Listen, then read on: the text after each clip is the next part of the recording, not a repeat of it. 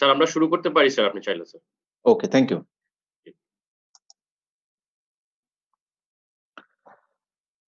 Assalamu alaikum, dear audience. Welcome to our presentation on stroke series. Today is our day 3. Today our topics is on acute subarachnoid hemorrhage.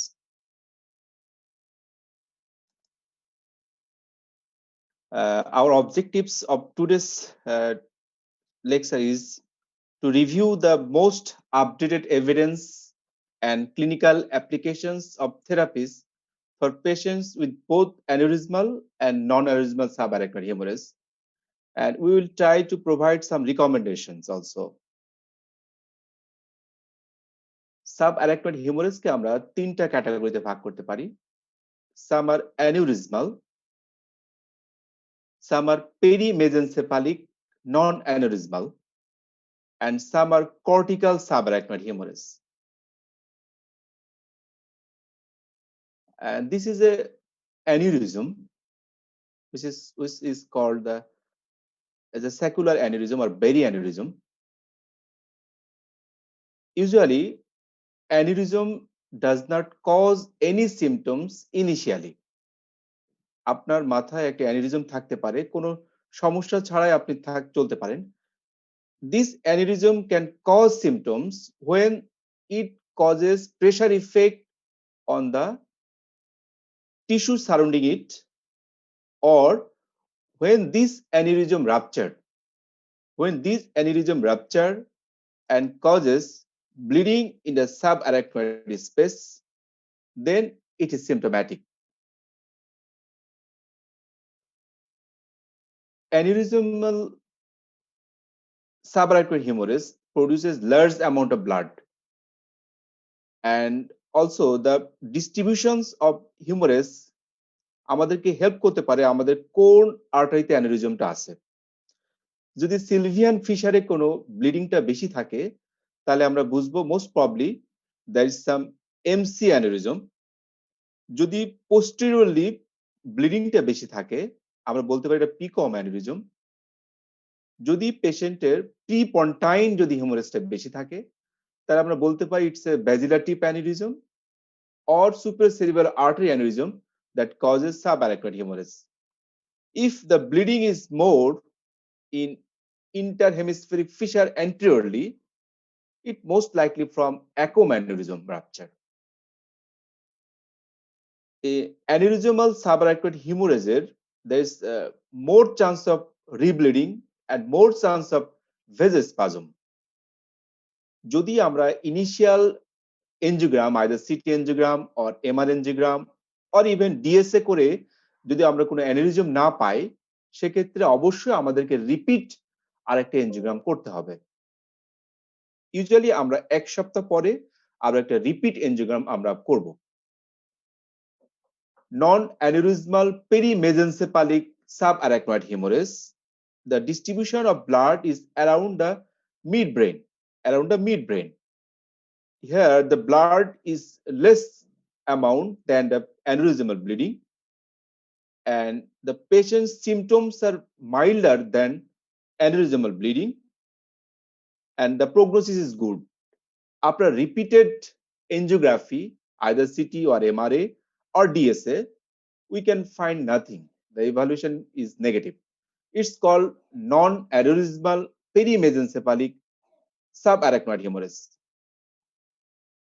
Another is a cortical subarachnoid hemorrhage. Sometimes there is no blood in the usual site, but some blood in the cortical regions in the gyrus, and this is called cortical subarachnoid hemorrhage. These also are non-aneurysmal subarachnoid hemorrhage. For cortical subarachnoid hemorrhage, MRI flare image is better than CT scan for identification.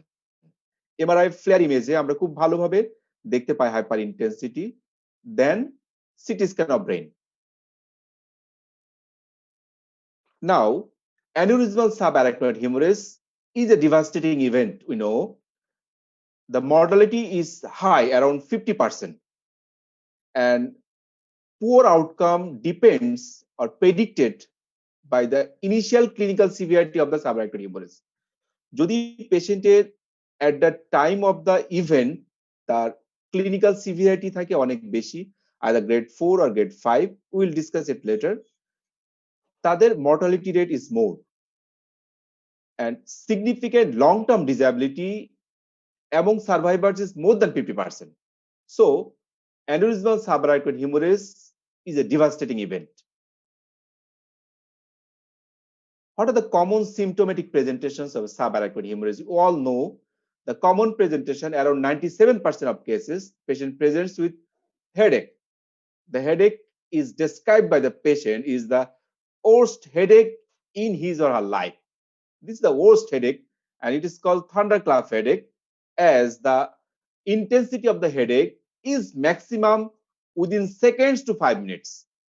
This is called thunderclap headache when the maximum intensity occurs within seconds to 5 minutes and the headache is too much severe and not experienced by this patient or by anyone. It is called thunderclap headache. Usually it is diffuse headache, but sometimes in 1/3 of cases, the headache usually involves at the site of aneurysm or rupture, that is lateralized to the site or side of aneurysm. Patient may present in association with headache with brief loss of consciousness, sometimes convulsion, and headache often associated with nausea and or vomiting.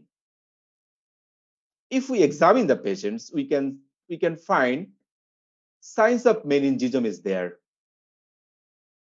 Signs of raised ICP like bilateral or unilateral sixth nerve palsy. Usually, focal neurological signs are rare in case of subarachnoid hemorrhage. আমরা সবাই জানি intercerebral hemorrhage এবং ischemic stroke focal neurological sign is very common. But in case of subarachnoid hemorrhage, the focal neurological signs like hemiplegia, hemiparesis is very rare, except if there is associated vasospasm অথবা যদি পেশেন্টের focal haematoma develop করে তখন আমরা তাদের focal neurological sign পেতে পারি। Otherwise focal neurological sign আমরা subarachnoid hemorrhage পাবো না। Patient usually presents with sudden severe thunderclap headache. If we examine his eye, we can see there is anisocoria, that is pupil is asymmetric and dilated. এটা mainly third nerve palsy জন্য এটা হয় from the supracerebellar artery অথবা পিকম যদি aneurysm rupture হয় সেক্ষেত্রে third নার্ভে compression হয়ে অনেক সময় এরকম পিপিলার ডাইলেটেশন নিয়ে আমাদের কাছে আসতে পারে। আমরা যদি ফান্ডোস্কোপিক এক্সামিনেশন করি পেশেন্টের তাহলে সেক্ষেত্রে আমরা সাব হাইলয়েড হিমোরেজ আমরা পেতে পারি এবং একটা পেশেন্টের যদি সাব হাইলয়েড হিমোরেজের সাথে সাব আরাকনয়েড হিমোরেজ থাকে তাকে বলি আমরা Terson syndrome. and this Terson syndrome has the worst prognosis. তাহলে একটা পেশেন্টের যদি আমরা ফান্ডোস্কোপিতে এরকম সাব হাইলয়েড হিমোরেজ পাই সাথে সাব আরাকনয়েড হিমোরেজ থাকে পেশেন্টের তাহলে তার হচ্ছে সবচেয়ে worst prognosis. What are the risk factors that associated with subarachnoid hemorrhage? Among the risk factors, there are some non-modifiable like positive family history of subarachnoid hemorrhage. If there is polycystic kidney disease in him or in his family, any history of connective tissue disease, especially Ehlers-Danlos disease or Ehlers-Danlos syndrome, if there is arteriovenous malformations and fibromuscular dysplasia. These all are non-modifiable risk factors that can cause subarachnoid hemorrhage. Among the modifiable risk factors, there is smoking, alcohol consumption, extreme hypertension, heavy weight lifter, cocaine or other sympathomimetic drug abuser, even endocarditis. That also can cause subarachnoid hemorrhage, but these risk factors are modifiable. It's in your hand. If we look into the pathophysiology of subarachnoid hemorrhage, we can see around 85% of the spontaneous subarachnoid hemorrhage. আমরা সাবআরাইক্টাল হিউমারাসকে usually দুইটা ক্যাটাগরিতে ভাগ করি, traumatic and atraumatic or spontaneous. Among the atraumatic or spontaneous subarachnoid hemorrhage, 85% cases there is definitely some cerebral aneurysm. আপনি initial ইনভেস্টিগেশনে পান আর না পান, অবশ্যই definitely there's some aneurysm. Common locations of aneurysms are anterior communicating artery, followed by PCOM, followed by MCA. And around 85% of all aneurysm develops over anterior circulation. Only 15% develop over posterior circulation. So, anterior circulation aneurysm causing subarachnoid hemorrhage is more. If we classify the subarachnoid hemorrhage, there's some classification system. We can grade subarachnoid hemorrhage. The most widely available and accepted grading scale is Hunt and Hess score. Hunt and Hess score. And also World Federation of Neurological Surgeons grading systems. Both are used to predict the patient's outcome, even and also for treatment purpose. And Fisher grade এটা হলো একটা city স্ক্যানের grading করা হয় যে পেশেন্টের তার ভেজোস্পাজম প্রেডিকশনের জন্য। একটা পেশেন্ট কত পার্সেন্ট তার চান্স অফ ভেজোস্পাজম সেটা সিটি স্ক্যানের মাধ্যমে আমরা ফিশার গ্রেড দিয়ে আমরা আগে থেকে প্রেডিক্ট করতে পারি তার ভেজোস্পাজমের চান্স কতটুকু, কারণ this is the worst ever complications rebleeding, বা second worst complications is vasospasm. This is the Hunt and Hess grading. এটাকে আমরা পাঁচটা গ্রেডে ভাগ করি। Grade 1, the patient may be asymptomatic or mild headache and slight neck rigidity. This is grade 1. In grade 2, patients complains of severe headache. Neck is stiffed, but no neurological deficit except cranial nerve palsy. It is grade 2 according to Hunt and Hess. In grade 3, patients usually drowsy or confused. Mild focal neurological deficits may be present. This is grade 3. Grade 1, 2 and 3 এটাকে আমরা initial grade or mild grade বলতে পারি। Grade 4 and 5. Grade 4, stuporous, moderate or severe hemiparesis. When the patient is in coma or decerebrate posturing, it is grade 5. Both grade 4 and 5 are advanced grade.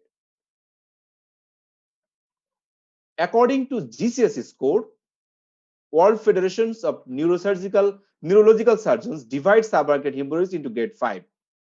If the GCS is 15, it is grade 1. It is 13 to 14, grade 2. If it is 13 to 14, but motor deficit is present, then grade 3.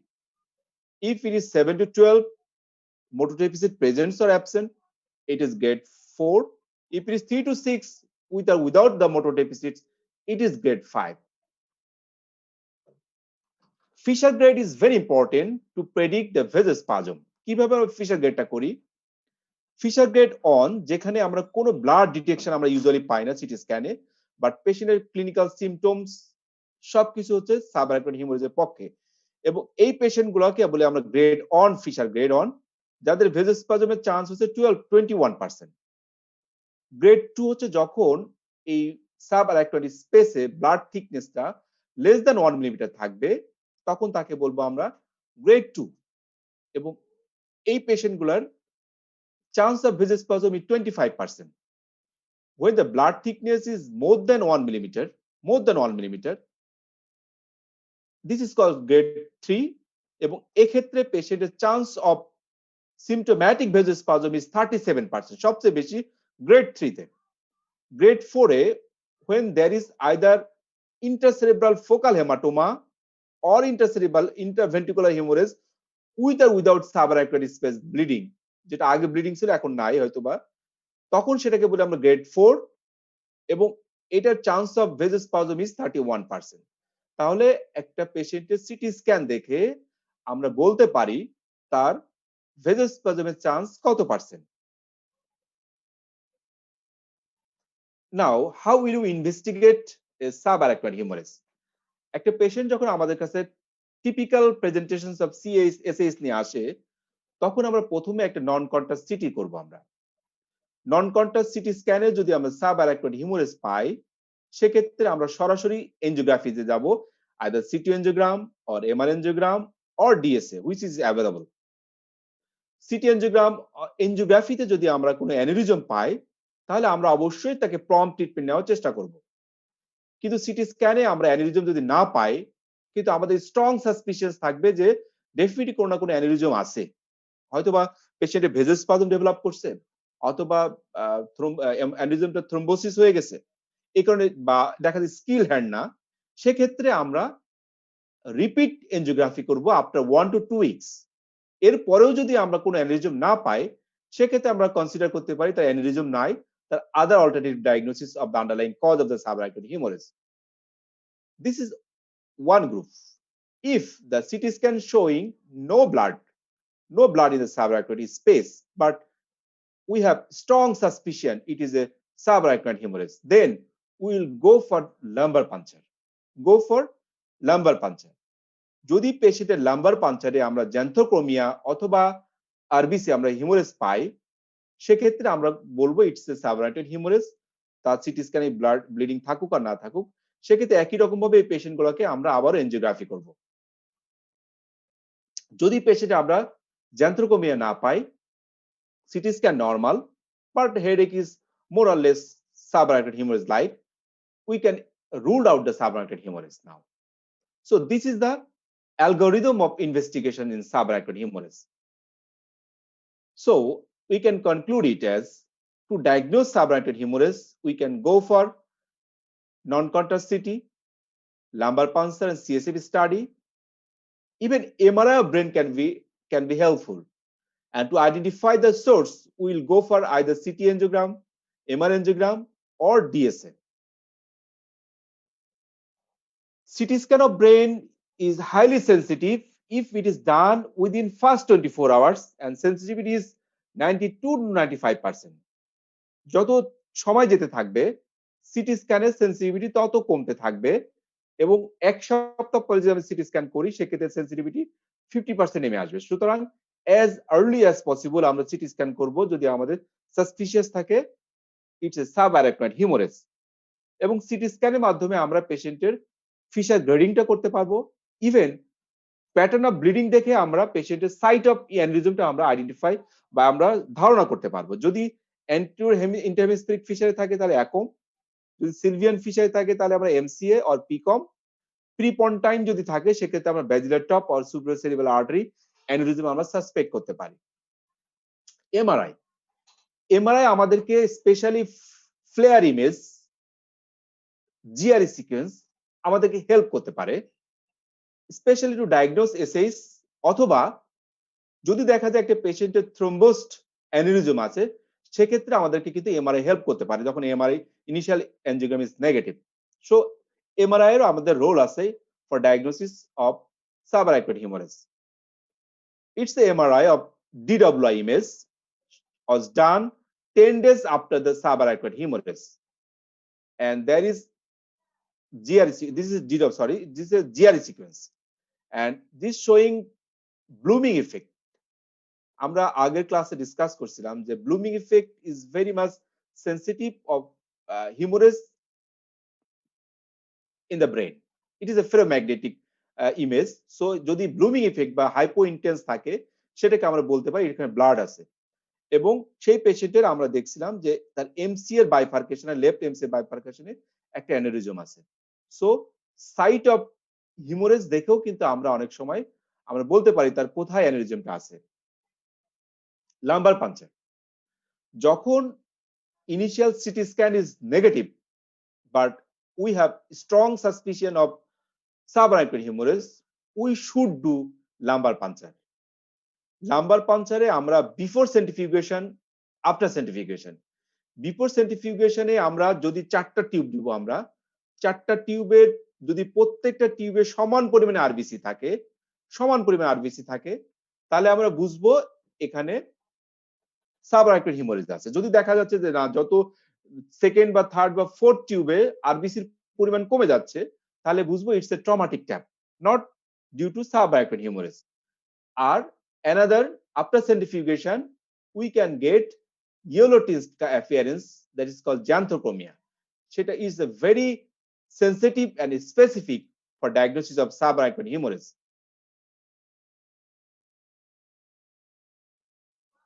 Another is spectrophotometry.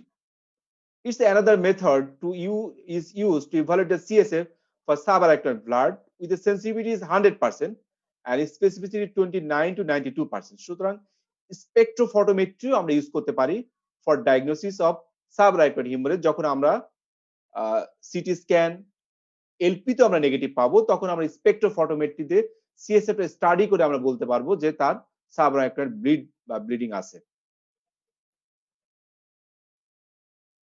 Angiography, এনজিওগ্রাফির আমাদের main উদ্দেশ্য হলো আমরা source of বা cause of ব্লিডিংটা খোঁজার জন্য, যে পেশেন্টের কোনো অ্যানিউরিজম আছে না, কোনো দেখা যেত কোনো এভি মালফরমেশন বা আদার কোনো প্যাথোলজি আছে কিনা সেটা দেখার জন্য আমরা এমআর এনজিওগ্রাম অথবা সিটি এনজিওগ্রাম আমরা করতে পারি। আমরা সিটি এনজিওগ্রাম করব না এমআর এনজিওগ্রাম করব, এটা আমাদের অনেক কনফিউশন। আমরা সিটিএ করব না এমআরএ করব।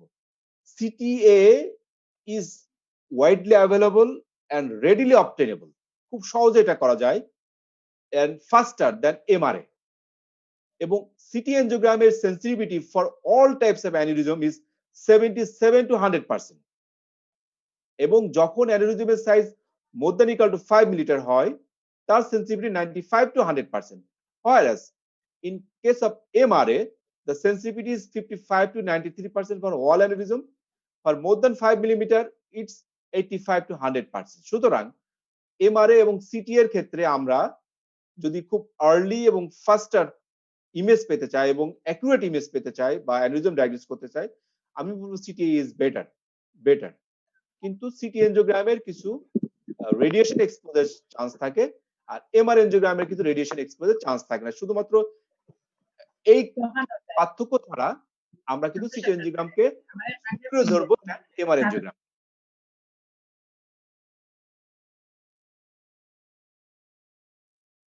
ডিএসএ, একটা পেশেন্টের যখন আমরা সিটি এনজিওগ্রাম বা এমআর এনজিওগ্রাম নেগেটিভ পাবো তখন অবশ্যই পেশেন্টকে কনফার্ম করার জন্য আমাকে অবশ্যই কনভেনশনাল 4 ভেসেল এনজিওগ্রাম করতে হবে, ডিএসএ যাকে বলি আমরা, bilateral internal carotid artery and vertebral artery injection. আমরা এই 4 ভেসেল সেরিব্রাল এনজিওগ্রাম করব when CT angiogram or MR angiograms are negative. শুধুমাত্র ডায়াগনোসিসের জন্য না, আমরা post coiling adequacy of the aneurysm repair হয়েছে কিনা অথবা সার্জিক্যাল ক্লিপিং এর পরেও আমরা তার রিপেয়ারটা ঠিক মতো হয়েছে কিনা সেক্ষেত্রে আমরা ডিএসএটা করতে পারি। কিন্তু কিছু কিছু ক্ষেত্রে যেমন ভেজোস্পাজম, যদি লোকাল থ্রোম্বোসিস থাকে অথবা যদি আমরা এক্সপার্ট হ্যান্ড দিয়ে না করতে পারি সেক্ষেত্রে কিন্তু ডিএসএ তে ফলস নেগেটিভ আসতে পারে। সুতরাং সেক্ষেত্রে আমরা আগে বলেছি যে আমরা after 1 to 2 weeks will repeat the DSA if we have strong suspicion that there is definitely aneurysm, then we should repeat the DSA after 1 to 2 weeks. This is a CT angiogram showing there is a aneurysms of the at the ACOM, anterior communicating artery, and this DSA showing aneurysms at the ACOM. What are the other investigations like complete blood count including platelet count, serum electrolytes including ABG, prothrombin time, APTT, coagulopathy, cardiac enzymes and ECG is very important. আমরা এখন কিছু CT scan of brain দেখব for diagnosis of subarachnoid hemorrhage. This is a CT scan of brain showing there is hyperdensity over different subarachnoid space and cistern, and also there is dilatation of the temporal horn of the lateral ventricles. Temporal horn of the lateral ventricles is dilated and there is hyperdensity over different cistern and also fissure, and there is diffuse edema of the cerebrum. So it's a subarachnoid hemorrhage, and this hemorrhage is mostly over the prepontine area Most likely it's a basilar tip aneurysm. This basilar tip aneurysm causing this subarachnoid hemorrhage. And this also CT scan showing there is hyperdensity over the interhemispheric fissure, Sylvian fissure, and there is also the different cistern. There is ambient cistern, cordyceminal cistern, Sylvian fissure or Sylvian cistern, interhemispheric fissure. These are both the CT scan are subarachnoid hemorrhage. This also CT scan showing there is hyperdensity over different subarachnoid space, and also there is ventricular extension. Also there is ventricular extension. So it's a subarachnoid hemorrhage with ventricular extension. And this is a CT angiogram showing there is basilar tip aneurysm. Basilar tip aneurysm.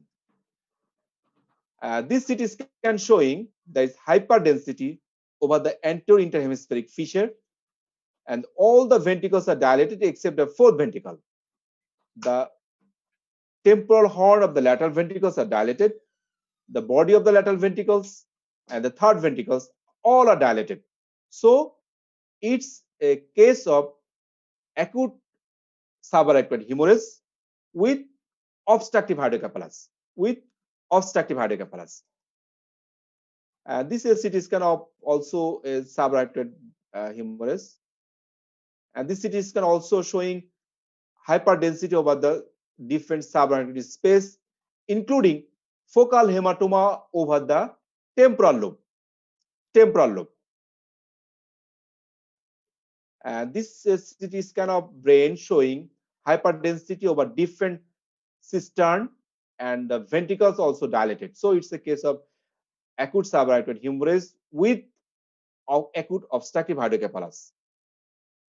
This is a CT scan also of a subarachnoid hemorrhage. This is CT scan also of a subarachnoid hemorrhage.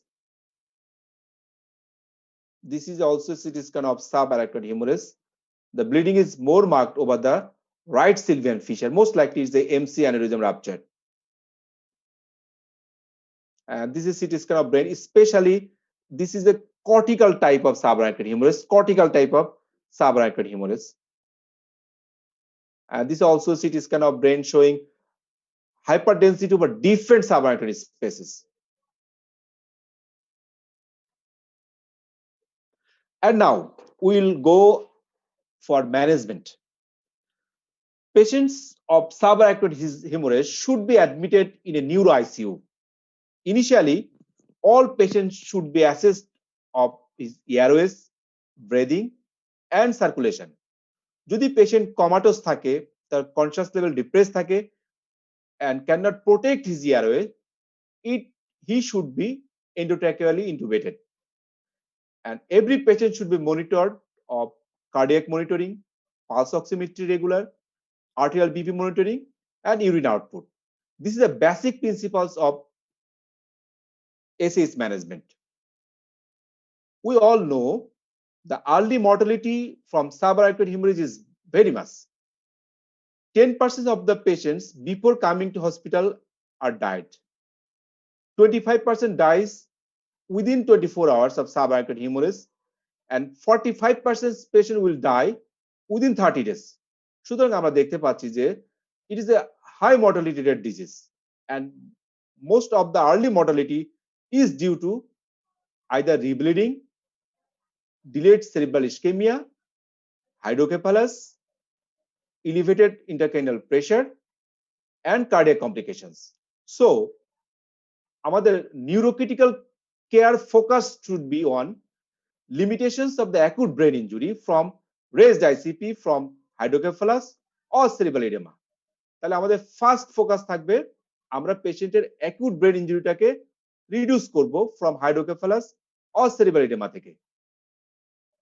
প্রিভেনশনস of রিব্লিডিং, prevention and treatment of seizure, prevention and treatment of DCI, and side by side we will manage some medical conditions or medical complications like fever, hypothermia, and neurogenic stern myocardium. These medical conditions also should be managed. So first of all, hydrocephalus. এই পেশেন্টের যদি আমরা history দেখি, a 52 years old male developed worst ever headache of his life, suddenly collapsed and intubated, transferred to neuro ICU. His GCS was 4, heart and his was 5, PP 4 millimeter, and it is sluggish, BP 185 over 100, heart rate 45 to 50, but sinus. This is the CT scan of his brain, showing there is thick hyperdensity over the subarachnoid space associated with dilatations of the temporal horn. So it's hydrocephalus. This is a hydrocephalic patients from subarachnoid hemorrhage. Around 20 to 30% patients hydrocephalus develop করে, কারণ এই সাবআরাইক্টয়েড blood CSF ফ্লোটাকে hamper করে, সাথে সাথে CSF অ্যাবজর্পশনকে hamper করতে পারে। এবং acute hydrocephalus যদি পেশেন্ট ডেভেলপ করে, সেক্ষেত্রে main modality of treatment is insertion of A external ventricular catheter. আমরা এক্সটার্নাল ভেন্ট্রিকুলার একটা ক্যাথেটার আমরা ইনসার্ট করব পেশেন্টের, যদি পেশেন্টের অ্যাকুট সিমটোম্যাটিক হাইড্রোকেফালাস ডেভেলপ করে। এক্সটার্নাল ভেন্ট্রিকুলার ড্রেনেজ আমরা করব বাই ইনসার্টিং এ ক্যাথেটার। আমরা অল্টারনেটিভলি লাম্বার ড্রেনেজও করতে পারি, কিন্তু যদি পেশেন্টের কমিউনিকেটিং হাইড্রোকেফালাস ডেভেলপ করে, সেক্ষেত্রে আমরা লাম্বার ড্রেনেজ করতে পারি, আদারওয়াইজ আমরা অবশ্যই ইভিডি করব। ইভিডি হলো একটা ইমার্জেন্সি মিনিমালি ইনভেসিভ একটা সার্জারি, যেটার মাধ্যমে সহজেই পেশেন্টের রেজড আইসিপি কমানো যায় from subarachnoid hemorrhage. Some patients, around 25% of patients may require VP shunt. যখন পেশেন্টের পারসিস্টেন্ট হাইড্রোকেফালাস ডেভেলপ করে, তখন তাদেরকে ভেন্ট্রিকুলো পেরিটোনিয়াল শান্ট ডেভেলপ ইউজ করা লাগতে পারে। একটা এক্সটার্নাল ভেন্ট্রিকুলার ড্রেনেজ বা ক্যাথেটার আমরা কিভাবে ইনসার্ট করি আমরা দেখতে পারি একটা ভিডিওতে।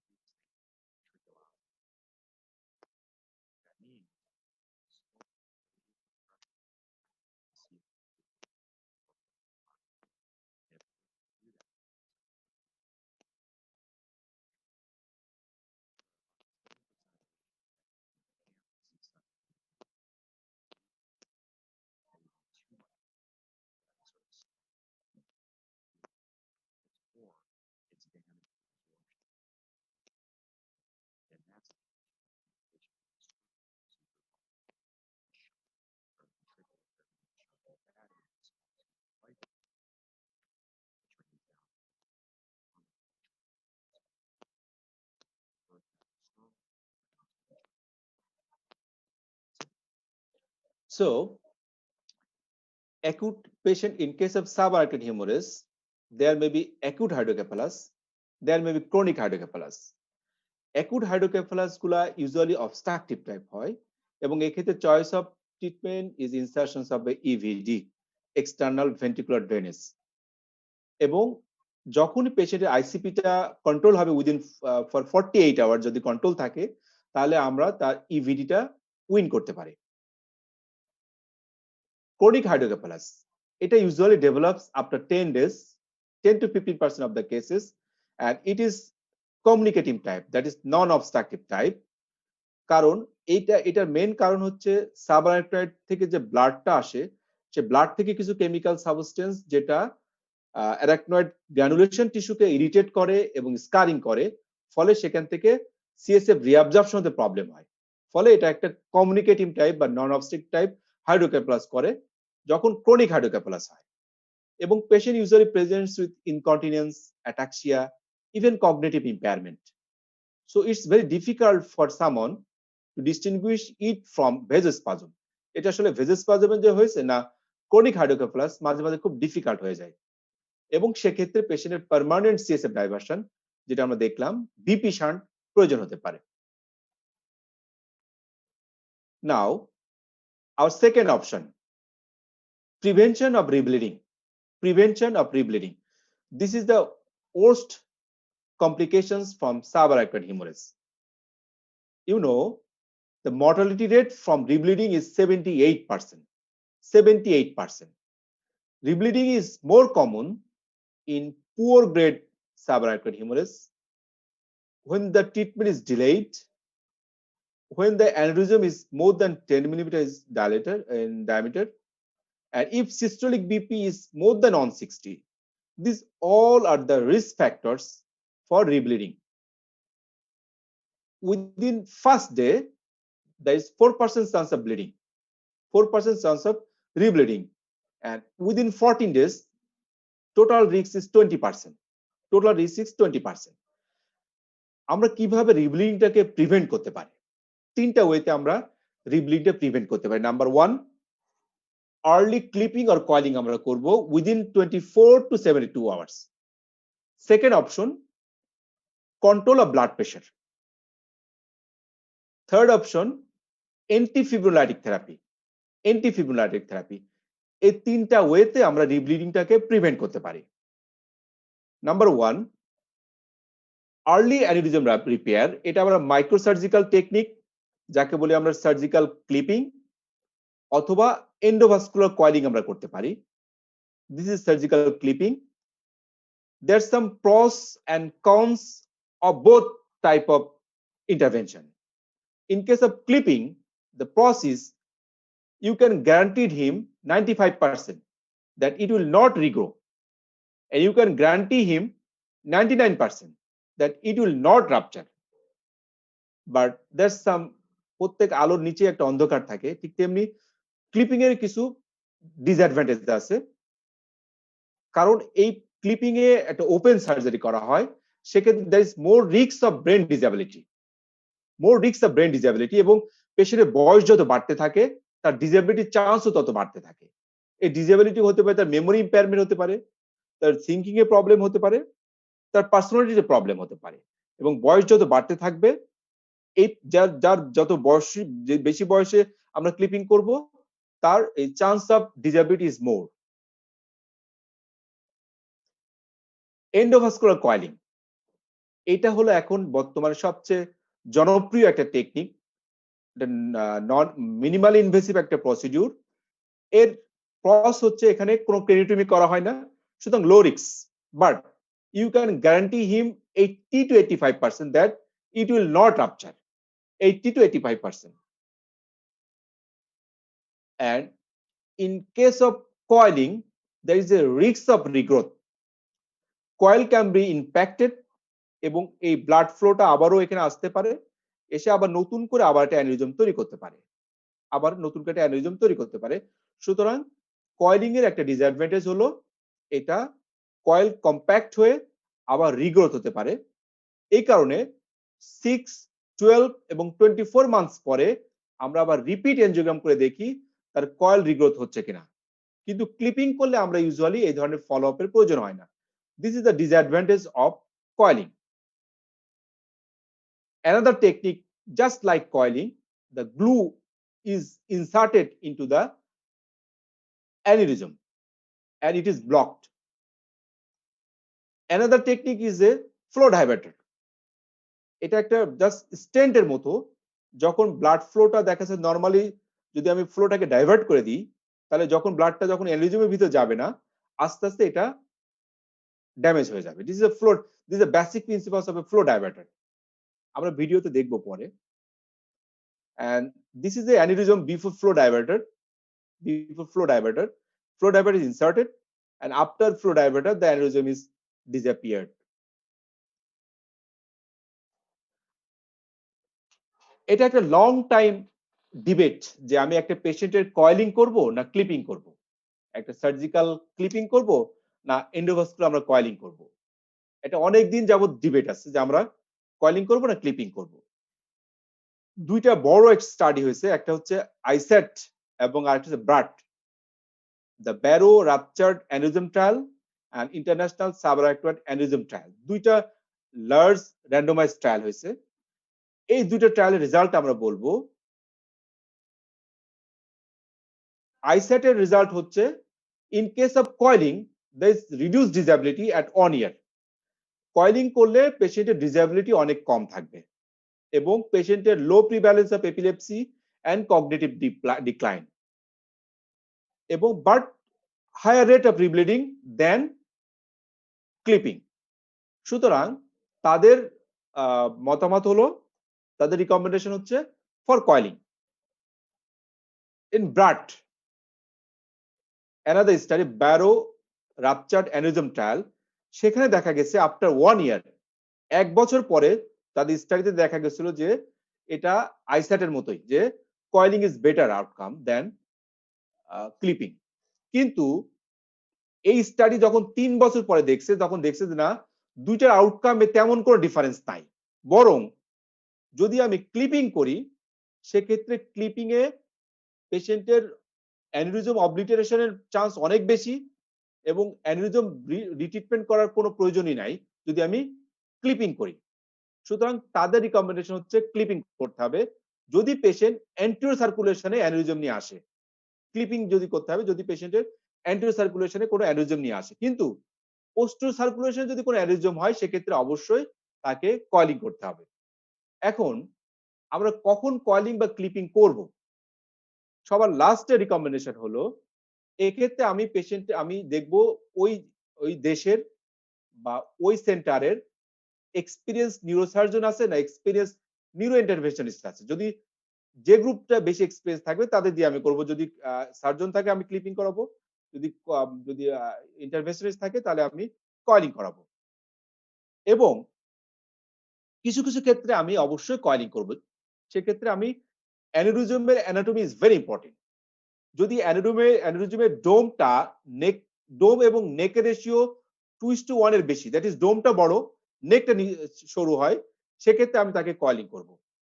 যদি পেশেন্টের নেকের wide less than equal to 3 millimetre হয়, দ্যাট ইজ স্মল নেক, সেক্ষেত্রে আমরা কয়েলিং করব। যদি অ্যানিউরিজমের সাইজ মোর দ্যান 3 মিলিমিটার হয় সেক্ষেত্রেও আমি কয়েলিং করব। তাহলে এই তিনটা ফ্যাক্টর, অ্যানাটমিক্যাল ফ্যাক্টর যদি প্রেজেন্ট থাকে তাহলে আমি পেশেন্টকে কয়েলিং করার জন্য অ্যাডভাইস করব। Location is also very important. Posterior সার্কুলেশনে যদি কোনো অ্যানিউরিজম থাকে তাহলে অবশ্যই আমরা কয়েলিং করার জন্য অ্যাডভাইস করব।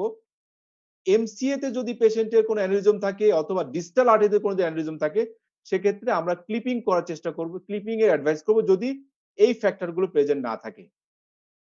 পেশেন্টের যদি পুয়ার ক্লিনিক্যাল স্ট্যাটাস থাকে, মাল্টিপল কোমরবিডিটি থাকে, এজ মোর দ্যান 70 হয়, সেক্ষেত্রে আমরা অবশ্যই পেশেন্টের কয়েলিং করব, কারণ ক্লিপিং এর রিস্ক থাকবে বেশি। যদি পেশেন্টের লার্জ হেমাটোমা থাকে সেক্ষেত্রে আমরা ক্লিপিং এ চলে যাব।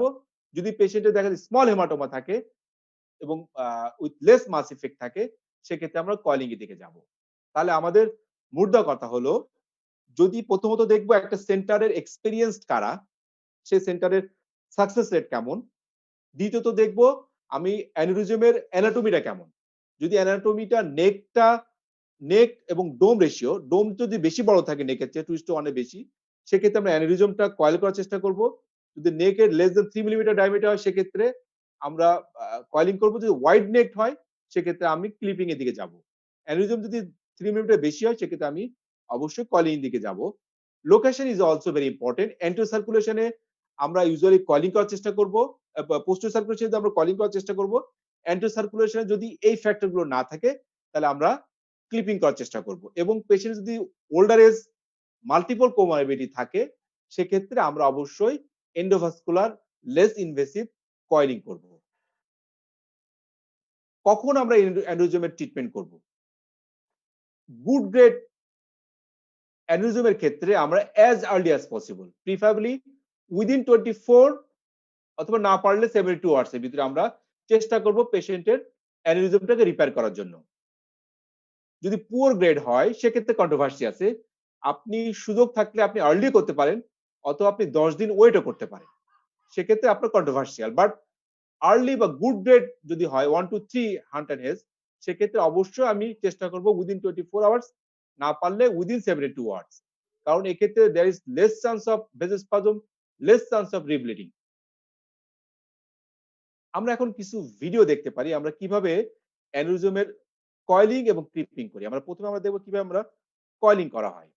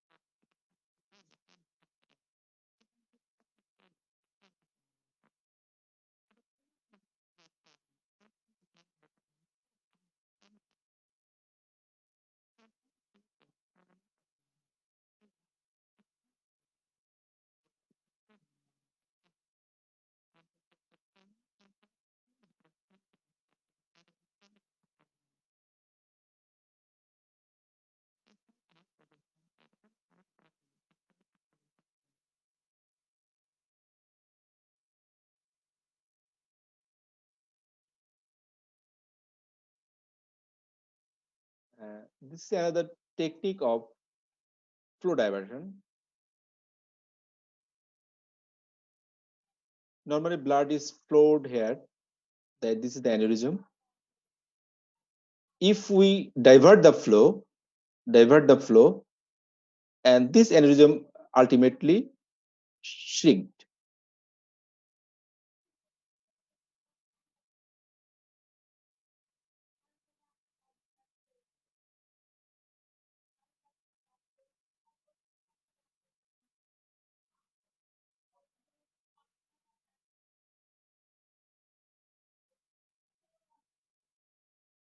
প্রথমে একটা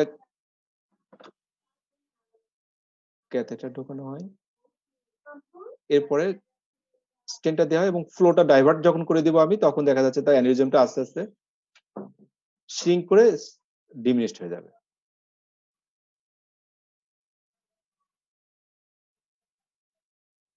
And the second options for prevention of rebleeding is blood pressure control. Blood pressure control. Blood pressure কন্ট্রোলের অনেকগুলো স্টাডি আছে, তবে স্পেসিফিক সাবআরকিউট হিমোরেজে আমরা কতটুকু ব্লাড প্রেশার রাখবো এটা নিয়ে এখনো ডিবেট আছে। তবে সাধারণত আমরা ব্লাড প্রেশারটা যদি পেশেন্টের আনসিকিউরড, আমি যদি পেশেন্টের তার অ্যানিউরিজমটা রিপেয়ার না করি, সেক্ষেত্রে আমরা অবশ্যই 160 এর নিচে আমি পেশেন্টকে রাখবো ব্লাড প্রেশারটা। Early management is very important to prevent rebleeding and to maintain cerebral perfusion pressure.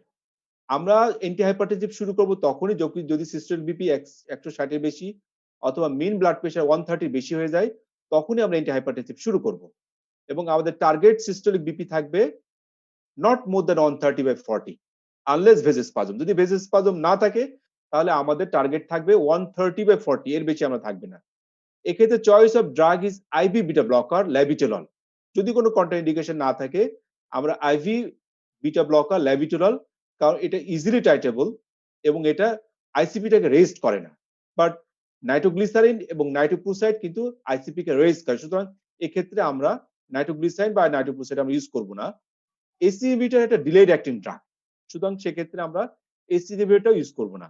আমাদের choice of drug in case of acute BP management is subarachnoid hemorrhage is IV labetalol.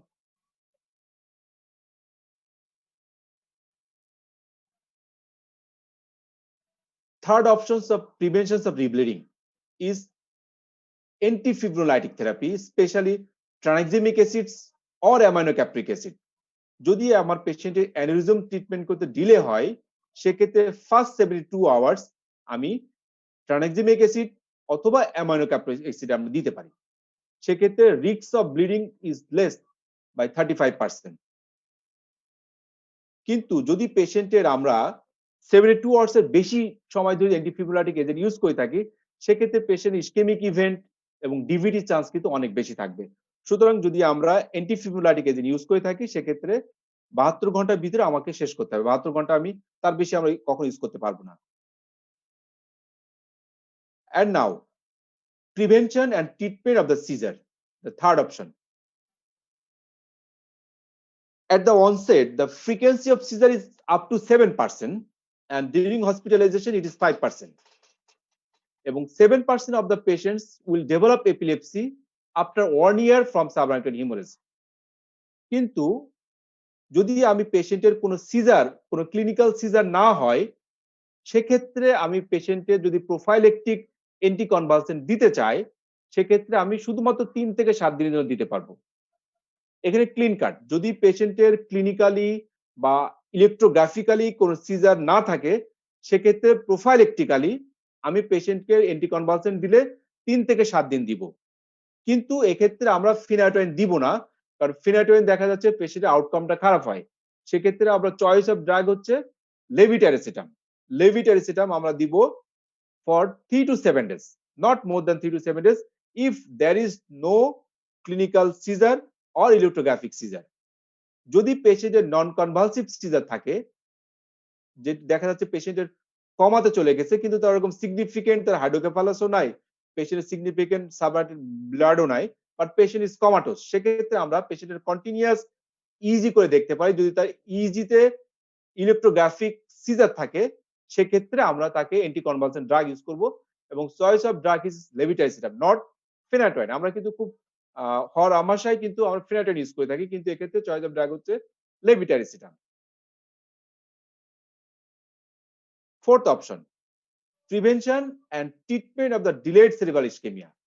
Prevention and treatment of the delayed cerebral ischemia, এটা খুব burning একটা issue. Delayed cerebral ischaemia আমরা কখন বলি? If there is new focal neurological signs and or deterioration in level of consciousness that last more than 1 hour with or without any evidence of infarction in CT or MRI. DCI হলো একটা completely clinical judgement, completely clinical judgement. যদি পেশেন্টের new focal neurological sign develop করে, other হেমিপ্যারাইসিস বা hemiplegia, অথবা তার conscious level ডিটোয়েট করে, যেটা 1 ঘন্টার বেশি থাকতে হবে, সিটি স্ক্যানে ইনফাকশন থাকুক আর না থাকুক, তাকে আমরা ডিসিআই বলবো। This is a CT scan of brain showing subarachnoid hemorrhage, and this CT scan showing there is ACATI with a hypodensity. So it's a vasospasm or delayed cerebral ischemia. And this is a diffusion weighted image from a subarachnoid hemorrhage patient showing diffusion is restricted over bilateral anterocerebral artery, and this is also a DCI. ডিসিএটা আসলে আমি আগে বললাম এটা হচ্ছে clinically একটা পেশেন্টের যদি এনজিওগ্রাফিক্যালি তার দেখা যাচ্ছে এনজিওগ্রাফিক্যালি ভেজোস্পাজম থাকতে পারে, কিন্তু তার ক্লিনিক্যালি কোনো ভেজোস্পাজম বা কোনো ইসকেমিয়ার ফিচার নাও থাকতে পারে, সুতরাং তাকে আমরা ডিসিআই বলবো না যদি তার পেশেন্টের এনজিওগ্রাফিক ভেজোস্পাজম থাকেও। আবার কিছু কিছু পেশেন্টের ডিসিআই আছে বাট কোনো এনজিওগ্রাফিক ভেজোস্পাজম নাও থাকতে পারে, সুতরাং ডিসিআই হলো একটা কমপ্লিটলি ক্লিনিক্যাল জাজমেন্ট। ডিসিআই কে আমরা কিভাবে মনিটর করব? এক্ষেত্রে মনিটরিং এর জন্য আমাকে জিসিএস টাকে আওয়ারলি মেজার করতে হবে। এনআইএইচএস স্কোরটা আমরা 6 আওয়ারলি মেনটেন করার চেষ্টা করব এবং একটা নন ইনভেসিভ ডেইলি টিসিডি আমরা করতে পারি, নন ইনভেসিভ ট্রান্সক্রেনিয়াল ডপলার আল্ট্রাসাউন্ড আমরা করতে পারি। সেক্ষেত্রে দেখা যাচ্ছে যে এটা খুব বেশি সেনসিটিভও না, আবার বেশি স্পেসিফিকও না, বাট এটা আমাদেরকে একটা ধারণা দিতে পারে। এবং এমসিএ তে যদি কোনো ভেজোস্পাজম থাকে, টিসিডি সবচেয়ে বেশি হেল্প করে। সেক্ষেত্রে এমসিএ তে যদি মিন ফ্লো ভেলোসিটি যদি 120 সেন্টিমিটার পার সেকেন্ডের কম থাকে, সেক্ষেত্রে আমি বলতে পারি যে সেখানে কোনো ভেজোস্পাজম নাই। যদি এমসিএ তে ভেলোসিটি বেশি মানে কি? ভেলোসিটি বেশি মানে হচ্ছে কোনো অবস্ট্রাকশন আছে। যদি ভেলোসিটি 200 এর বেশি হয়ে যায়, তাহলে আমি বুঝবো যে এমসিএ তে কোথাও কোনো ভেজোস্পাজম আছে, যদি 200 এর বেশি হয়ে যায়। আরেকটা ইনডেক্স আমরা করি, এটাকে বলে লিন্ডেগার্ড ইনডেক্স। যদি এমসিএ এবং আইসি এর এক্সট্রাক্রেনিয়াল পার্টের দুইটার আমরা যদি মিন ফ্লো ভেলোসিটি যদি 6 এর বেশি থাকে, তাহলে আমরা বলতে পারি দেয়ার ইজ ডিসিআই অর ভেজোস্পাজম। অথবা পেশেন্টের কিছুক্ষণ আগে আমি দেখলাম তার মিন ফ্লো ভেলোসিটি হচ্ছে যা ছিল, এখন তার টুফোল্ড ইনক্রিজ করছে। It's also high risk of vasospasm. যখনই এমন আমি পাবো টিসিডি তে, এটা খুব অ্যাভেলেবল, যে কেউ করতে পারে, যে কোনো জায়গায়, যে একটা আইসিইউ তে বা যে কোনো জায়গায় করা সম্ভব নন ইনভেসিভলি। যদি এমন থাকে সেক্ষেত্রে আমি তাকে অবশ্যই মনিটর করার জন্য আইদার একটা সিটি এনজিওগ্রাম করতে পারি, অথবা আমি ডিএসএ করতে পারি। ডিএসএ করতে পারি কনফার্ম হওয়ার জন্য।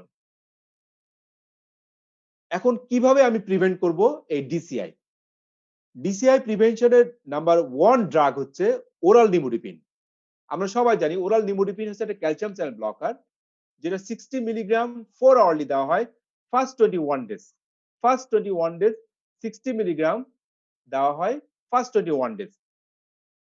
নিমোডিপিন দেখা গেছে যে স্টাডিতে এটা অ্যাকচুয়ালি ভেজোস্পাজমটাকে কমাতে পারে না, কিন্তু তার একটা নিউরোপ্রোটেক্টিভ রোল আছে, যার ফলে এই পেশেন্টগুলোর আউটকামটা অনেক ভালো থাকে। সুতরাং আমরা এই পেশেন্টগুলোকে অবশ্যই নিমোডিপিন দিব। এটা ভেজোস্পাজমকে হয়তো প্রিভেন্ট করবে না, বাট নিউরোপ্রোটেক্টিভ মেকানিজমের মাধ্যমে দেখা গেছে পেশেন্টের আউটকামটা অনেক ভালো থাকে।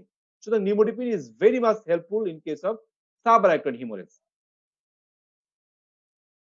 Volume repletion is very important for vasospasm prevention. আমরা এতদিন জানতাম যে in case of subarachnoid hemorrhage, the treatment is triple H: hypertension, hypervolemia, hemodilution. কিন্তু এখন হাইপারটেনশন দুইটাকে আমরা হিমোডাইলুশন এবং হাইপারভোলেমিয়া, এটা কিন্তু এখন বাদ। কখনো একটা পেশেন্টের সাবআরাকনয়েড হিমোরেজ পেশেন্টের কখনো আমরা প্রোফাইলেকটিক হাইপারভোলেমিয়া করব না। নেভার প্রোফাইলেকটিক হাইপারভোলেমিয়া করব না। আমরা ভলিউম রিপ্লেশন করব, পেশেন্টকে ইউভোলেমিক রাখার চেষ্টা করব। সেক্ষেত্রে পেশেন্টের আমরা মেটিকুলাসলি তার ইনপুট এবং আউটপুট চার্টটা আমরা মেনটেন করার চেষ্টা করব, এবং অবশ্যই তার ইনসেন্সিবল যে 800 ml লস হয় বা তার বেশি যদি জ্বর থাকে, সেটা আমরা অবশ্যই কাউন্টে নিয়ে আসবো, এবং মেটিকুলাসলি আমরা ইনপুট আউটপুট চার্ট মেনটেন করব, পেশেন্টকে ইউভলিউম রাখার চেষ্টা করব, এবং পেশেন্টকে আমরা 125 ml পার আওয়ার আমরা নরমাল স্যালাইন আমরা দিতে পারি, অথবা এর সাথে আমরা 250 ml বোলাস নরমাল স্যালাইন দিতে পারি এভরি 2 আওয়ারলি, অথবা অ্যালবুমিন দিতে পারি আমরা 2 আওয়ারলি। হাইপারটোনিক স্যালাইন আমরা ইউজ করতে পারি as a alternative to normal saline যদি পেশেন্টের রেজড আইসিপি থাকে, যেটা রিফ্রাক্টরি, সেক্ষেত্রে আমরা হাইপারটোনিক স্যালাইন ইউজ করতে পারি। সেটা ভলিউম স্ট্যাটাসটা মেনটেন হবে, পেশেন্ট আইসিপিটা কমানো যাবে, কিন্তু কোনো অবস্থাতে আমরা হাইপোটোনিক ফ্লুইড আমরা ইউজ করব না। কোনো অবস্থাতে হাইপোটোনিক ফ্লুইড ইউজ করব না, এবং প্রোফাইলেকটিক্যালি পেশেন্টকে আমরা হাইপারভোলেমিয়াতে রাখবো না, যেটা এতদিন যাবত একটা ধারণা ছিল যে পেশেন্টগুলোকে আমরা হাইপারভোলেমিয়া রাখবো, হিমোডাইলুশন করবো, কিন্তু আগে হিমোডাইলুশন আমরা করবো না, হাইপারভোলেমিয়াতে আমরা রাখবো না, বাট আমরা পেশেন্টকে হাইপারটেনসিভ রাখতে পারি। সেটা আমরা পরে ডিসকাস করব। যদি পেশেন্টের অ্যানিউরিজমটা সিকিউর হয়, সেক্ষেত্রে আমরা পারমিসিভ হাইপারটেনশনে পেশেন্টকে রাখতে পারি। ডিসিআই প্রিভেনশনের জন্য আরো অনেকগুলো ড্রাগ অন ট্রায়ালে ছিল, তার ভিতরে একটা হচ্ছে ক্লাজোসেন্টান। এটা হলো একটা এন্ডোথেলিন রিসেপ্টর অ্যান্টাগনিস্ট, কিন্তু দেখা গেছে এর তেমন কোনো রোল নাই। আইভি ম্যাগনেসিয়াম ইউজ করা হতো, কারণ আমরা সবাই জানি ম্যাগনেসিয়াম হচ্ছে একটা ক্যালসিয়াম অ্যান্টাগনিস্ট এবং এনএমডি রিসেপ্টর অ্যান্টাগনিস্ট, সুতরাং এটা ভেজোডাইলেট করতে পারে, সুতরাং এটা একটা ইউজ করা হতো, বাট এটাও আমরা ইউজ করি না এখন আইভি ম্যাগনেসিয়াম। তবে যদি পেশেন্টের হাইপোম্যাগনেসিমিয়া থাকে, তাহলে তাকে কারেকশন করতে হবে, কিন্তু প্রোফাইলেকটিক বা আইট্রোজেনিক হাইপারম্যাগনেসিয়ামে আমি পেশেন্টকে করব না, বাট হাইপোম্যাগনেসিয়া থাকলে তার কারেকশন আমি করব। স্ট্যাটিন, অনেকে মনে করতো যে স্ট্যাটিন হলো যে একটা নাইট্রিক অক্সাইড সিনথেসিসকে একটা আপরেগুলেশন করে, সুতরাং এটা একটা ভেজোডাইলেট করতে পারে। একটা স্টাডি ছিল যেটাতে সিমভাস্টেটিন 40 মিলিগ্রাম করে daily in case of subarachnoid হিমোরেজে স্টাডি ছিল, কিন্তু দেখা গেছে যে এটা খুব বেশি, এটা একটা মিক্সড রেজাল্ট পাওয়া গেছে অনেকগুলো স্টাডিতে, যে এটা কিছু কিছু ক্ষেত্রে দেখা যায় উন্নতি করছে, আবার কিছু কিছু দেখা যায় তেমন কোনো উন্নতি করে নাই। যদি পেশেন্টের কন্ট্রাইন্ডিকেশন না থাকে আমি পেশেন্টকে স্ট্যাটিন দিতে পারি, বাট এটা যে উন্নতি করবে এমন কিন্তু না, কিন্তু কিছু কিছু স্টাডি দেখেছে না পেশেন্টের আউটকাম ভালো হয়েছে। সুতরাং কন্ট্রাইন্ডিকেশন না থাকলে আমি সিমভাস্টেটিন বা রোসুভাস্টাটিন বা অ্যাটোভাস্টাটিন কিন্তু আমি হাই ডোজে দিতে পারি। যদি পেশেন্টের সিকিউড অ্যানিউরিজম, আমি তার অ্যানিউরিজম যদি রিপেয়ার করে ফেলি, সেক্ষেত্রে পেশেন্টকে আমি হাইপার ডাইনামিক থেরাপি দিতে পারি। পেশেন্ট ইউভোলিমিয়া করব এবং পেশেন্টের আমি ইনডিউসড হাইপারটেনশন করতে পারি। Induced hypertension. সেক্ষেত্রে কিছু কিছু ক্ষেত্রে আমরা এন্ডোভাস্কুলার থেরাপি ইউজ করতে পারি। যেমন ইন্ট্রাআর্টিরিয়াল ভেজোডাইলেটর, ভেরাপামিল বা নিকারডিমিন ইউজ করতে পারি। সেটাও ভেজোস্পাজমকে প্রিভেন্ট করতে ট্রিটমেন্ট হিসেবে ইউজ করা যেতে পারে। অথবা ট্রান্সলুমিনাল বেলুন সেরিব্রাল এনজিওপ্লাস্টি আমরা করতে পারি এবং এটা কিন্তু লং লাস্টিং। যদি আমি সিম্পটোমেটিক লার্জ ভেসেলে ফোকাল ভেজোস্পাজম হয়, সেক্ষেত্রে আমি ট্রান্সলুমিনাল বেলুন সেরিব্রাল এনজিওপ্লাস্টি আমি করতে পারি। This is the treatment options of DCI. Induced হাইপারটেনশনের ক্ষেত্রে আমি পেশেন্টকে ফিনালেফ্রিন, নরএপিনেফ্রিন আমি ইউজ করতে পারি এবং এক্ষেত্রে আমি স্টেপ ওয়াইজ পেশেন্টকে ইনডিউস হাইপারটেনশন করব। একবারে আমি প্রেশারটাকে বেশি বাড়াবো না। তবে কখনো ওই মিন সিস্টেমিক ব্লাড প্রেশার আমি 220 এর উপরে রাখবো না। 220 এর নিচে রাখবো এবং মিন আর্টেরিয়াল প্রেশার আমরা 150 এর নিচে অবশ্যই রাখবো। প্রোভাইডেড দ্যাট আমি পেশেন্টের অ্যানিউরিজমটা আইদার কয়েলিং এবং ক্লিপিং করছি। যদি কয়েলিং এবং ক্লিপিং আমি না করতে পারি, সেক্ষেত্রে অবশ্যই আমি বিপি 140 সিস্টোলিক তার নিচে রাখবো।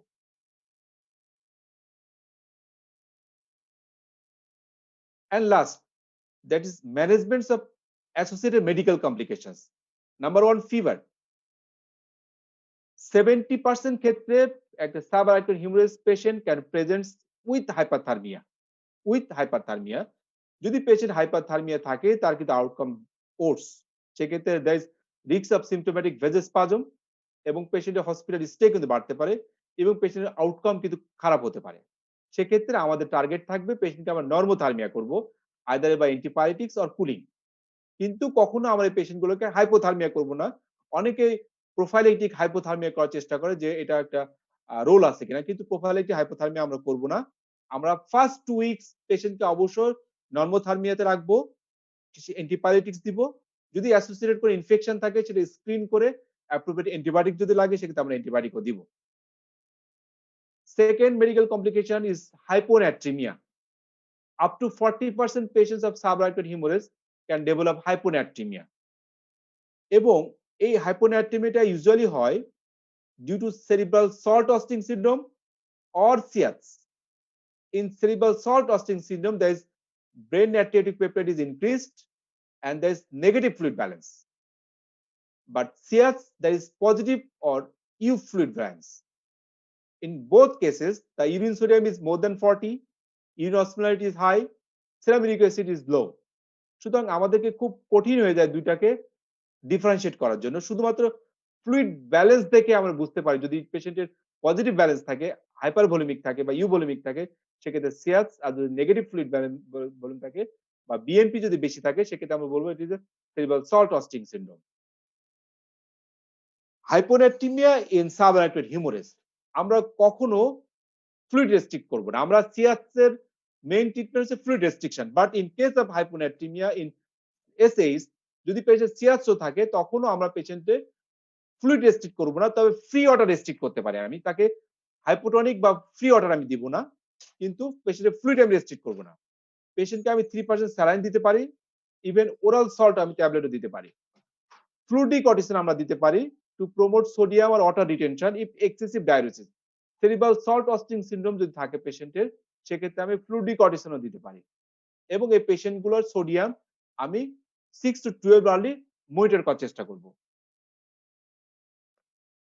And last complications, that is neurogenic stunt myocardium. cardiac complication is very much common in subarachnoid hemorrhage এবং cardiac complication develop করলে সেই পেশেন্ট গুলো প্রগনোসিসও খারাপ and this cardiac neurogenic stunt myocardium there is acute LV systolic and diastolic dysfunction due to catecholamine surge. Due to catecholamine surge, there is hypotension and reduced cardiac output.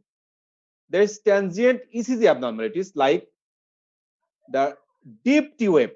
The deep symmetrical T wave can be seen in case of subarachnoid hemorrhage. This is called cerebral T waves. Troponin I may be elevated and regional wall motion abnormality can be detected on echocardiogram. And sometimes it is very difficult to differentiate between acute MI and this stunned myocardium.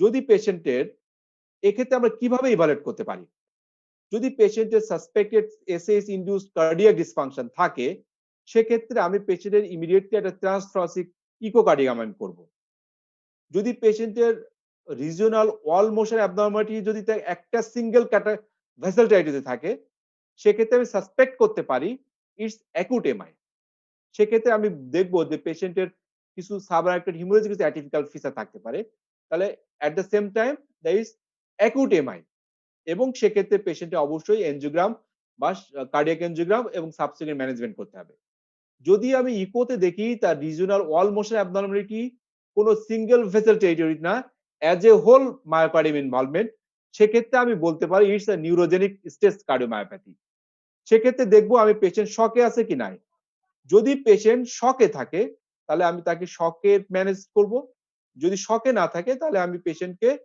তাকে আমি তার সাবআরাক্নোয়েড হিমোরেজে manage করব properly এবং 1 থেকে 2 সপ্তাহ পরে আমি তাকে আবার একটা ইকো করব এবং সেক্ষেত্রে দেখতে পাই যদি তার স্টান্ট মায়োকার্ডিয়াম হয় আমি যদি তার সাবআরাক্নোয়েড হিমোরেজের অ্যাপ্রোপ্রিয়েট ম্যানেজমেন্ট করি সেক্ষেত্রে এই স্টান্ট মায়োকার্ডিয়াম আবার রিভার্সিবল হয়ে যাবে সুতরাং একটা সাবআরাক্নোয়েড হিমোরেজের পেশেন্টের যদি ইসিজিতে কোনো অ্যাবনর্মালিটি আমরা পাই সেক্ষেত্রে অবশ্যই আমাকে তাকে ইকো করে দেখতে হবে তার রিজিওনাল অল মোশন অ্যাবনর্মালিটি কেমন যদি একটা সিঙ্গেল ভেসেল টেরিটরি ফলো করে তাহলে মনে করব ইটস এমআই যদি গ্লোবাল হয় কোনো ভেসেল টেরিটরি ফলো না করে তাহলে সেটা মনে করব it's due to stunned myocardium from subarachnoid haemorrhage so in conclusions we can say we will keep the systolic blood pressure less than 160 with unsecured aneurysm যদি আমি পেশেন্টের অ্যানিউরিজমটা রিপেয়ার না করি সেক্ষেত্রে আমি তাকে 160 প্রিফারেবলি লেস দেন 140 যদি পেশেন্টের আমি সিকিউর করতে পারি বাই ক্লিপিং অর কয়েলিং সেক্ষেত্রে আমি তাকে পারমিসিভ হাইপারটেনশন আপ টু 220 মধ্যে রাখতে পারি যদি পেশেন্টের ডিসিআই কে আমি প্রিভেন্ট করতে চাই ইভিডি এবং ICP monitor in symptomatic hydrocephalus patients আমি ইভিডি দিব যদি পেশেন্ট হাইড্রোকেফালাস ডেভেলপ করে সিম্পটোম্যাটিক নিমোডিপিন দিব আমি সব পেশেন্টের যদি এবং নিমোডিপিন দেওয়ার পরে যদি পেশেন্টে দেখা যাচ্ছে যদি বিপি কমে যায় অনেক সময় বিপি কমে যাবে নিমোডিপিন দিলে সেক্ষেত্রে আমরা 30 মিলিগ্রাম টু আর্লি দিতে পারি অথবা ইভেন স্টপও করে দিতে পারি আমরা যদি নিমোডিপিন দিয়ে যদি পেশেন্টের হাইপারটেনশন ডেভেলপ করে সেক্ষেত্রে আমি 30 মিলিগ্রাম টু আর্লি দিয়ে দেখতে পারি অথবা পেশেন্টকে আমি নিমোডিপিন স্টপও করে দিতে পারি পেশেন্টের অ্যাগ্রেসিভ ফিভারটাকে কন্ট্রোল করতে হবে এবং পেশেন্টকে ইউভলিমিয়া রাখতে হবে not হাইপারভলিমিয়া not hypovolaemia induced hypertension আমরা করতে পারি সেটা আমরা আগে বললাম এবং যদি পেশেন্টের কার্ডিয়াক ডিসফাংশন থাকে তাকে তার আমরা আয়োডক্স ইউজ করতে পারি এবং এন্ডোভাস্কুলার ট্রিটমেন্ট আমরা করব early for refractory case in case of cardiac dysfunction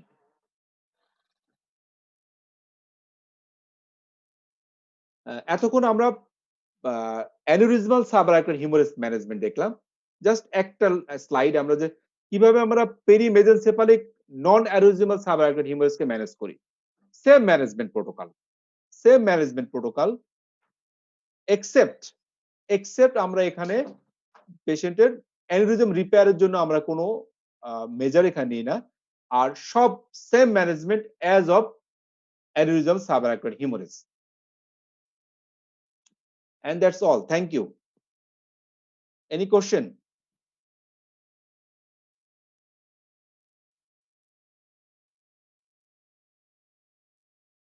কোনো কোশ্চেন আছে কিনা?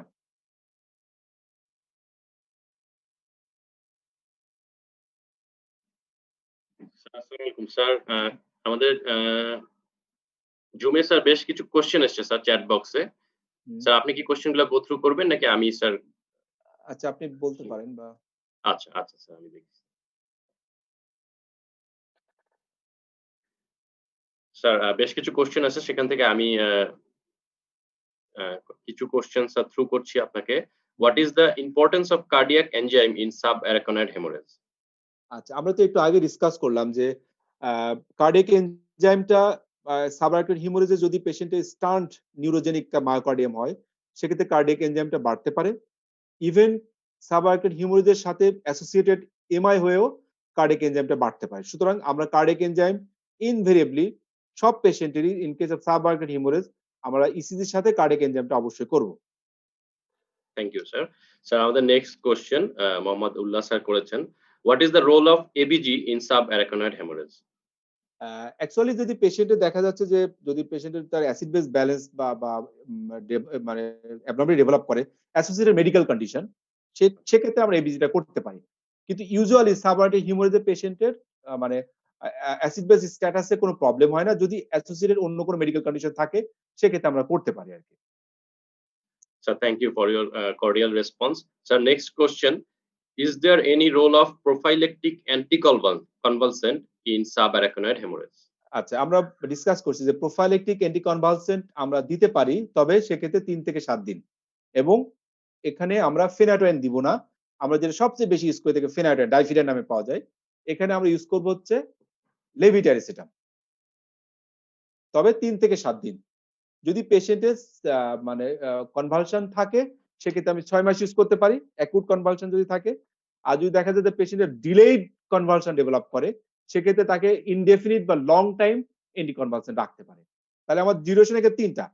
যদি পেশেন্টের কোনো কনভালশন না হয়নি তাকে আমি প্রোফাইলেটিক দিতে চাই ৩ থেকে ৭ দিন। যদি পেশেন্ট অ্যাকুট স্টেজে কনভালশন হয় তাহলে তাকে ৬ মাস রাখবো অ্যান্টিকনভালসেন্ট। যদি দেখা যায় তার লেট স্টেজে কনভালশন হয় তাহলে তাকে লং টাইম আমি অ্যান্টিকনভালসেন্ট রাখবো, preferably with levetiracetam, not phenytoin. Sir thank you sir. আসলে অনেক কোয়েশ্চেন এসছে। আমি আরো কয়েকটা কোয়েশ্চেন নিচ্ছি। Why nimodipine is not mentioned in acute management of subarachnoid hemorrhage? আমরা তো নিমোডিপিন এড করছি আরকি। নিমোডিপিনটা হচ্ছে মানে এটা একটা ক্যালসিয়াম চ্যানেল অ্যান্টাগনিস্ট। আগে ধারণা করা হতো এটা ভেজোস্পাজম কমায়।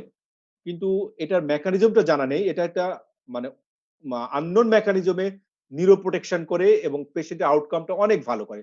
So invariably all aneurysmal or non aneurysmal all type of পেশেন্টকে আমরা নিমোডিপিন দিব। যদি পেশেন্ট নিমোডিপিন দেওয়ার পরে তার আমরা 60 মিলিগ্রাম 4 আওয়ারলি দিয়ে থাকি। যদি দেওয়ার পরে তার পেশেন্টের তার বিপি কমে যেতে থাকে, হাইপারটেনশন ডেভেলপ করে, সেক্ষেত্রে আমি 30 মিলিগ্রাম 2 আওয়ারলি মানে ডোজটা কমায় বাট ফ্রিকোয়েন্সিটা বাড়ায় দিতে পারি। ইভেন যদি এরপরে যে পেশেন্ট বিপি কমতে থাকে সেক্ষেত্রে আমি হয়তোবা তাকে অফ করে দিতে পারি। But nimodipine is a very crucial drug for subarachnoid haemorrhage. Thank you, sir. Sir, next question. How triple H treatment is done in subarachnoid hemorrhage? Doctor Liton, আসলে Liton triple H Roy, sir. Therapy triple H থেরাপিটা আগেও আমরা বলতাম, even আমাদের বইগুলোতে লেখা আছে। But latest update হচ্ছে triple H is not now recommended. Triple H এর ভিতরে আমরা সবাই জানি যে হাইপারটেনশন, হিমোডাইলুশন, হাইপারভোলেমিয়া। এক্ষেত্রে হিমোডাইলুশন আমরা করব না। আমরা হাইপারভোলেমিয়া আমরা করব না। আমরা করব ইউভোলিমিয়া করব। আমরা কখনো হিমোডাইলুশন করব না। এবং হাইপারটেনশনের ক্ষেত্রে যদি সিকিউর অ্যানিউরিজম হয়, আমি যে অ্যানিউরিজমটাকে রিপেয়ার করতে পারি, সেক্ষেত্রে আমি বিপিটা তো পারমিসিভ, আমি 220 পর্যন্ত রাখতে পারি। যদি আমি সিকিউর না করতে পারি, সেক্ষেত্রে আমি হাইপারটেনশন রাখবো না। সেক্ষেত্রে আমি 160 বা 140 মতো রাখবো। তবে ভেজোস্পাজমকে প্রিভেন্ট করার জন্য অবশ্যই পেশেন্টকে আমরা 140 উপরে রাখার চেষ্টা করব। সুতরাং this is now obsolete. Only on ACE is now uh, recommended. The other two A's, that is hemodilution and hypervolemia, is obsolete. Sir আরো কোশ্চেন কিছু আছে আমি নিচ্ছি। What is the target BP for non-aneurysmal subarachnoid hemorrhage? Target BP, sir. আচ্ছা, এক্ষেত্রে তো আমি target বিপিটা just like আমি যেহেতু আমার অন টাইপ অফ বলতে পারি যে আমি যদি রিপিট এনজিওগ্রাম করে কনফার্ম হয়ে যায় যে পেশেন্টের তার অ্যানিউরিজম নাই, সেক্ষেত্রে আমি কিন্তু পারমিসিভ হাইপারটেনশন করতে পারি। তাকে আমি 220 পর্যন্ত কিন্তু রাখতে পারি। তবে ইউজুয়ালি আমরা 160 পর্যন্ত রাখি। ইউজুয়ালি আমরা 160 রাখি। আমাদের টার্গেট থাকবে নন অ্যানিউরিজম হলে 160 পর্যন্ত আমরা থাকবো। বাট যদি আমার chance of DCI is more, সেক্ষেত্রে আমি 220 পর্যন্ত কিন্তু রাখতে পারি। স্যার লাস্ট কোশ্চেন যেটা যদিও আরো কিছু কোশ্চেন আছে স্যার, আমরা লাস্ট কোশ্চেন নিচ্ছি। Coiling or clipping sir which is done in Dhaka, মানে আচ্ছা, ঢাকাতে আমাদের স্যার কয়েলিং আমাদের অর ক্লিপিং ঢাকাতে কোনটা করা হচ্ছে, কয়েলিং, ক্লিপিং কোন ২ টা হয়। সেন্টার আছে? এখন কয়েলিং, ক্লিপিং সব সেন্টারে হয়, আমাদের বিএসএম তে হয়, ঢাকা মেডিকেল কলেজে হয়, নিউরো সায়েন্সে হয়, প্রাইভেটে আমাদের ল্যাবেডে করেন, সিরাজুল ইসলাম মেডিকেল কলেজে করেন। এখন কিন্তু বাংলাদেশে ক্লিপিং, কয়েলিং ২ টা হয়। Sir thank you sir. Question আরো বেশ কিছু ছিল কিন্তু যেহেতু যথেষ্ট রাত হয়ে গেছে স্যার, স্যার আপনি পারমিট করলে স্যার আমি 1টা মিনিট হয়তো ভোট অফ থ্যাঙ্কস এর জন্য নিতে পারি। দেন স্যার আপনি কনক্লুড করতে পারেন। আচ্ছা, আর কোনো কোশ্চেন, ইম্পর্টেন্ট কোনো কোশ্চেন আছে কিনা জাস্ট আমি একটু দেখি।